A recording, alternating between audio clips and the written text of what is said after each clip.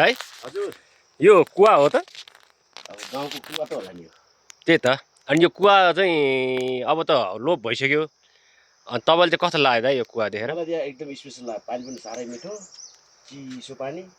वैशाख महिनामा यो चिसो पानी खानुमा फ्रिजभन्दा कम छैन पानी पनि लास्टै स्वादिलो एकदमै मिठो लाग्यो मलाई त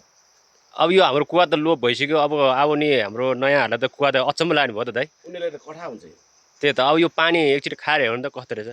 पानी त साह्रै मिठो लाग्छ होला जस्तो लाग्छ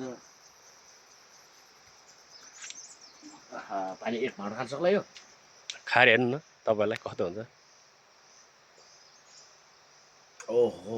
पानी त यार अमृतै सर हो यार यो हो है हैट अमृत अब यो पानी खान हाम्रो अब अरूहरूले बोलाउनु पर्यो कुन ठाउँ बोलाउनु पर्दा यसलाई यो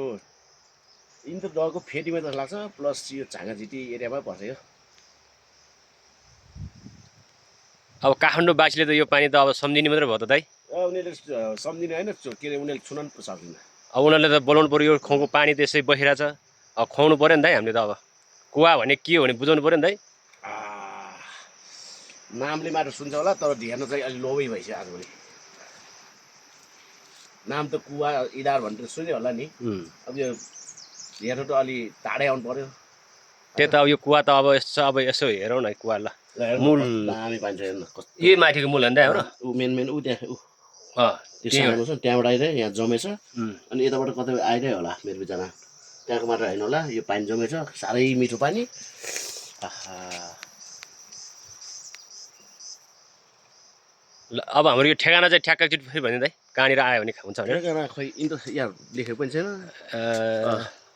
भनेपछि यो निर्माण कार्य चाहिँ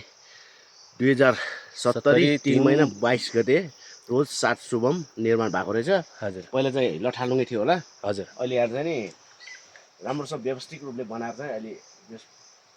यो हाम्रो इन्द्रदहको इन्द्रदह भन्छ दाइ माथि इन्द्रदहको फेदीमा पऱ्यो भनौँ न के अरे पश्चिम एरियामा त्यहाँ पश्चिम पऱ्यो है यो हजुर ल त्यसो त्यहाँ आयो भने यो पानी भेटिन्छ हामीले भेटिन्छ मजाले खान पनि सकिन्छ हामीले ल दाइ ल ल ल धन्यवाद दाइ थ्याङ्क यू